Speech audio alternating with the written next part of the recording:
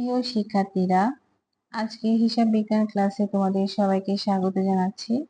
আজকে আমরা দশম অধ্যায় আর্থিক বিবরণীর একটি অঙ্ক করব। এই দেখো, লিজা এন্টারপ্রাইজের একটি অঙ্ক। এটা 2019 সালের 30শে জুন সমাপ্ত বছরে মোট ক্ষতি 2500 টাকা। আমরা নরমালি মোট লাভ দিয়ে অঙ্ক দেখতে পাই, কিন্তু এই অঙ্কতে দেয়া আছে মোট ক্ষতি 2500 টাকা।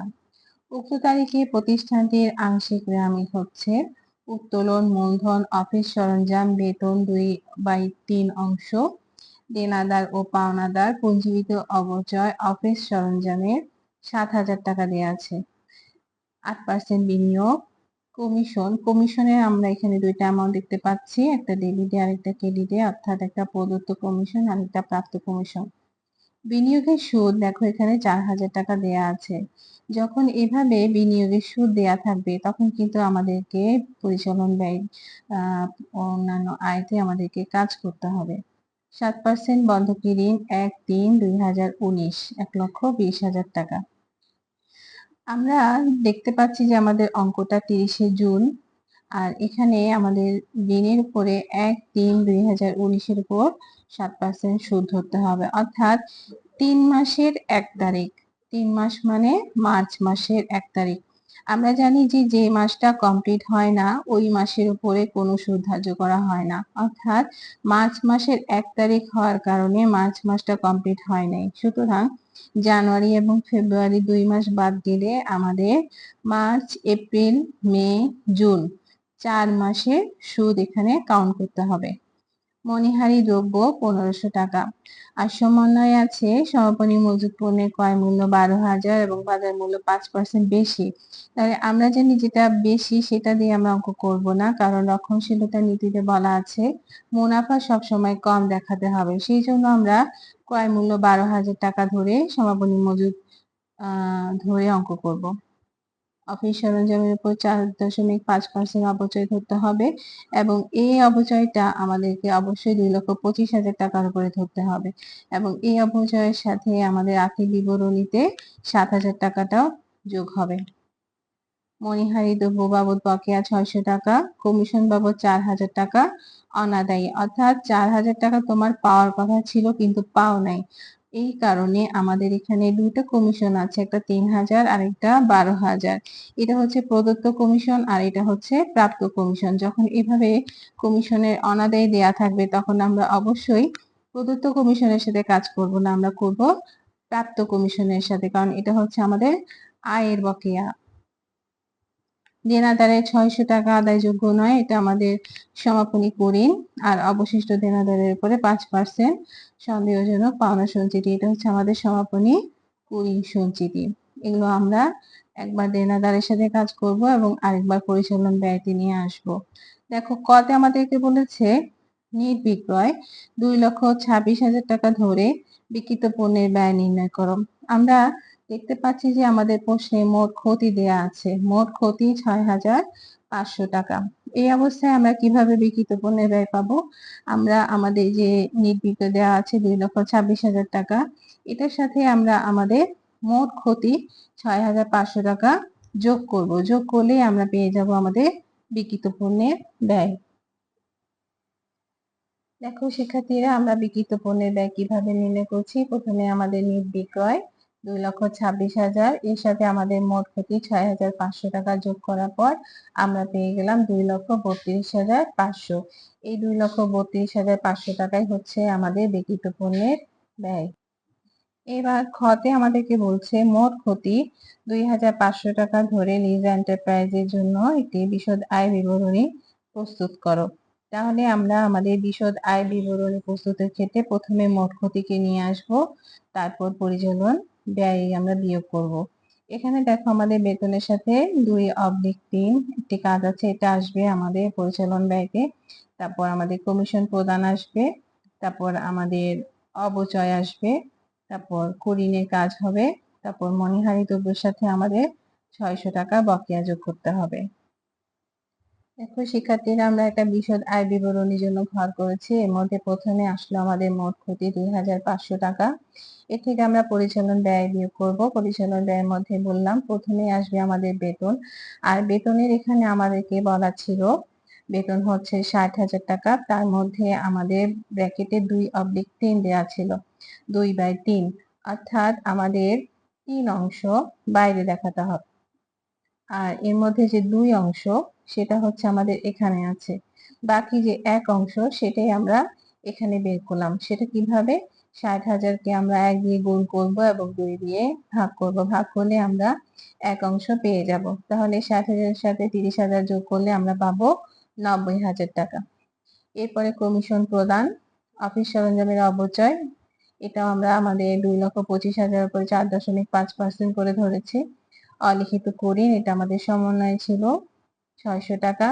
তার মধ্যে আমরা আমাদের নতুন কুড়ি সঞ্চিতি বের করব। সেটা কিভাবে? এটা আমরা প্রথমে দেনাদার নিয়ে আসব। দেনাদার থেকে আমরা আমাদের যে নতুন কুড়িটা আছে সেটা বিয়োগ করব।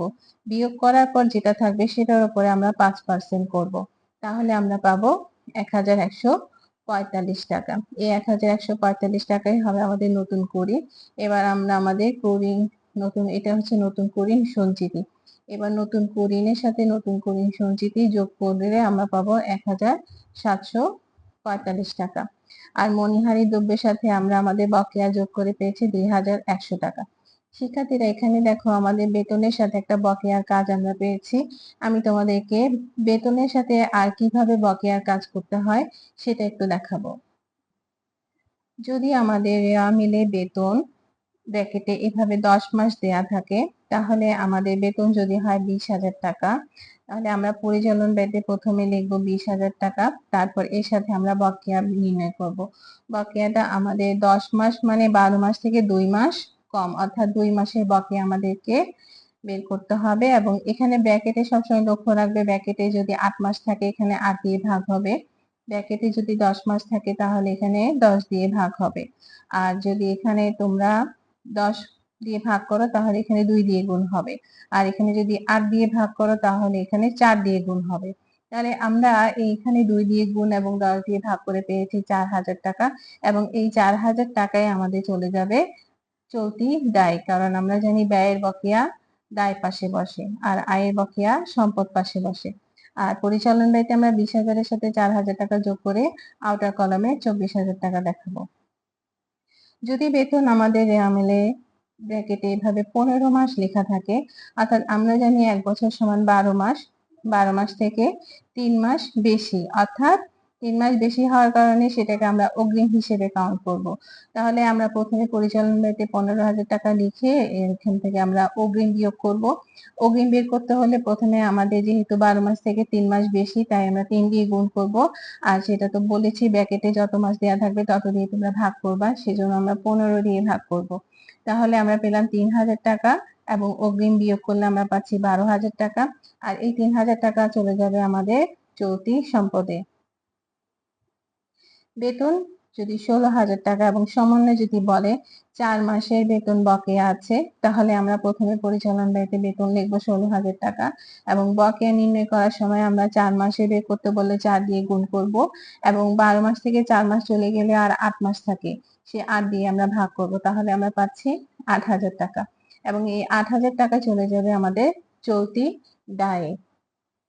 এবার আমরা আবার আমাদের অঙ্কতে ফিরে আসলাম। এখানে আমরা আমাদের পরিচালন ব্যয় পেয়েছি 1,06,970 এবং আমরা জানি পরিচালন ব্যয়ের টাকাটা বিয়োগ করতে হয়, তাই আমরা আমাদের মোট ক্ষতি থেকে যদি এটা বিয়োগ করতে যাই তাহলে হবে না, কারণ আমাদের এখানে আগে মোট লাভ থাকতো কিন্তু এখন আছে আমাদের মোট ক্ষতি, অর্থাৎ এটাও মাইনাস ফিগার এবং এটাও মাইনাস ফিগার। আমরা জানি মাইনাসে মাইনাসে কি হয়, প্লাস হয়, সেই জন্য আমরা উপরে দুইটা অ্যামাউন্টকে যোগ করব। যোগ করলে আমরা পাচ্ছি 1,09,470 এবং এটা হচ্ছে যেহেতু এটা মাইনাস ফিগার তাই এটা হবে আমাদের পরিচালন ক্ষতি। এর থেকে আমরা আমাদের অন্যান্য আয়কে যোগ করব। আমরা প্রশ্নে পেয়েছি বিনিয়োগের সুদ দেওয়া ছিল 4,000 টাকা এবং আমাদের প্রশ্নতে বিনিয়োগ দেওয়া ছিল 8%, 1,12,000 টাকা। তাহলে আমরা জানি 1,12,000 টাকার উপরে প্রথমে আমাদেরকে 8% করতে হবে এবং আমাদের অঙ্কটা যেহেতু 30 জুনের, তাই এটা 6 মাস দিয়ে গুণ করব এবং 12 দিয়ে ভাগ করব। ভাগ করার পর এর থেকে আমরা আমাদের 4,000 টাকা, এই 4,000 টাকা বিয়োগ করব। বিয়োগ করলে আমরা পাচ্ছি 480 টাকা। এবার আমরা আমাদের 4,000 টাকার সাথে 480 টাকা যোগ করলে পাচ্ছি 4,480 টাকা এবং এই 480 টাকা আবার চলে যাবে আমাদের চলতি সম্পদে। প্রাপ্ত কমিশনের সাথে আমাদের সমন্বয়ে একটা বকেয়া ছিল, তাই আমরা এই 4,000 টাকা যোগ করলাম, যোগ করে পেয়েছি 16,000 টাকা। এটা হচ্ছে আমাদের অন্যান্য আয়ের মোট অ্যামাউন্ট 20,480। এবার আগের অ্যামাউন্টটা ছিল আমাদের মাইনাস ফিগার এবং ওটার সাথে আমাদের আয়ের টাকাটা এটা হচ্ছে আমাদের প্লাস ফিগার। আমরা জানি প্লাসে মাইনাসে মাইনাস হয়, অর্থাৎ এটা থেকে আমরা এটাকে বিয়োগ করব। বিয়োগ করলে আমরা পাচ্ছি 88,990। এর থেকে আমরা আমাদের অন্যান্য ব্যয়কে বিয়োগ করব। আমাদের প্রশ্নে ঋণের সুদ আছে, আমাদের ঋণ এদিকে দেওয়া আছে 7% বন্ধকি ঋণ 1/3/2019। 1/3 মানে বলেছিলাম যে আমাদের মার্চ মাস থেকে জুন মাস পর্যন্ত 4 মাসের বকেয়া ধরতে হবে, তাই আমরা 1,20,000-কে 7% করার পর 4 দিয়ে গুণ করব, 12 দিয়ে ভাগ করব, তাহলে আমরা পাচ্ছি 2,800 টাকা। এবং এটা যেহেতু ব্যয়ের আইটেম, এটাকে আমাদের বিয়োগ করতে হবে। আমাদের আগের অ্যামাউন্টটাও ছিল মাইনাস এবং এটাও হচ্ছে মাইনাস ফিগার, তাই মাইনাসে মাইনাসে আমরা জানি প্লাস হয়, তাই আমরা উপরের টাকার সাথে নিচের টাকাটা যোগ করে আমরা পেয়েছি 91,790 টাকা। এই 91,790 টাকাই হচ্ছে আমাদের নিট ক্ষতি। এবার আমরা চলে আসবো আমাদের গ অংশতে, আর্থিক বিবরণী। আর্থিক বিবরণীতে আমরা প্রথমে সম্পদ লিখব। সম্পদের মধ্যে আমাদের 4টি অংশ থাকে। প্রথমে আমরা লিখব স্থায়ী সম্পদ। স্থায়ী সম্পদের মধ্যে অফিস সরঞ্জাম 2,25,000 টাকা। এর থেকে আমাদের অবচয় একটা আমরা সমন্বয় থেকে পেয়েছি, আরেকটা আমরা রেয়ামিল থেকে পেয়েছি। দুইটা আমরা যোগ করার পর পেয়েছি 17,125 টাকা এবং এই 2,25,000 থেকে 17,125 বিয়োগ করলে আমরা পাচ্ছি 2,07,885 টাকা। আর আমাদের বিনিয়োগের সবসময় একটা অ্যামাউন্ট থাকে, সেই জন্য আমরা এটাকে থার্ড কলামে দিয়ে দিলাম 1,12,000 টাকা। আর আমাদের চলতি সম্পদে এই বিনিয়োগের সুদটাও কিন্তু চলে আসবে। দেখো, বিনিয়োগের প্রাপ্য সুদ যেটা আমরা 480 টাকা পেয়েছি। তারপরে আমাদের এদিকে দেনাদারের সাথে অনাদায়ী পাওনা বিয়োগ করতে হবে, সমন্বয় যেগুলো থাকবে সেগুলো। আর এ থেকে আমাদের সমাপনী কুইন সঞ্চিতি 5% বিয়োগ করলে আমরা পাচ্ছি 21,755 টাকা। এরপর আমাদের সমাপনী মজুদ পণ্য আসবে, প্রাপ্য কমিশন আসবে, তারপর 38,235 টাকা আসলো। এবার আমরা সবগুলো অ্যামাউন্ট যখন যোগ করব, যোগ করার পর আমরা 4,62,400 টাকা পাবো না, কারণ আমরা যখন পুরো অঙ্কটা কমপ্লিট করলাম আমরা দেখলাম যে আমাদের সম্পদ পাশে কিছু অ্যামাউন্ট কম আছে। তখন আমরা দেখতে পেলাম যে আমাদের কোন পাশে কম। যদি সম্পদ পাশে কম হয় তাহলে আমরা সম্পদ পাশে অনিশ্চিত হিসাব লিখব, আর যদি দায় পাশে কম হয় তাহলে আমরা দায় পাশে অনিশ্চিত হিসাব লিখব। তাহলে আমাদের এই অঙ্কতে অনিশ্চিত হিসাব আসছে সম্পদ পাশে 1,04,290 টাকা। এই অঙ্কটি দায় পাশটা করার জন্য প্রথমে আমরা আমাদের মালিকানা সত্ত্বের পরিমাণটা নির্ণয় করে নিয়েছি নোট করে, কারণ আমাদের এখানে মালিকানা সত্ত্বের জন্য নির্দিষ্ট করে কোনো অ্যামাউন্ট দেওয়া নাই, অর্থাৎ মূলধনের সাথে নিট মুনাফা যোগ করে উত্তোলন বিয়োগ করার পর আমরা পেয়েছি 2,72,000 টাকা। এটাই হচ্ছে আমাদের মালিকানা সত্ত্ব। যদি প্রশ্নে গুছিয়ে দেয়া না থাকে আমরা এভাবে নোট করে আলাদা করে বের করে নিব। এবার আমরা আমাদের মালিকানা সত্ত্ব ও দায় কমপ্লিট করব। প্রথমে আমরা মালিকানা সত্ত্বের পরিমাণটা বসিয়ে নিলাম 2,72,000। আর দীর্ঘমেয়াদী দায়ের মধ্যে আসবে আমাদের 7% ঋণ, তারপরে তারপরে এখানে আসবে আমাদের চলতি দায়ের মধ্যে আসবে বকেয়া বেতন, ঋণের উপদেয় সুদ, পাওনাদার বকেয়া মনিহারি। এগুলো সবগুলো যোগ করার পর আমরা পেলাম 70,400 এবং আগের মালিকানা সত্ত্ব ঋণ যোগ করার পর আমরা পেয়েছি 4,62,400 টাকা। তাহলে এভাবে আমরা আমাদের একটি আর্থিক বিবরণী কমপ্লিট করে নিলাম। শিক্ষার্থীরা, আমাদের আজকে ক্লাস এখানে শেষ। পরবর্তী ভিডিও দেখার জন্য তোমরা আমার চ্যানেলটি অবশ্যই সাবস্ক্রাইব করে নিবে। সবাইকে ধন্যবাদ।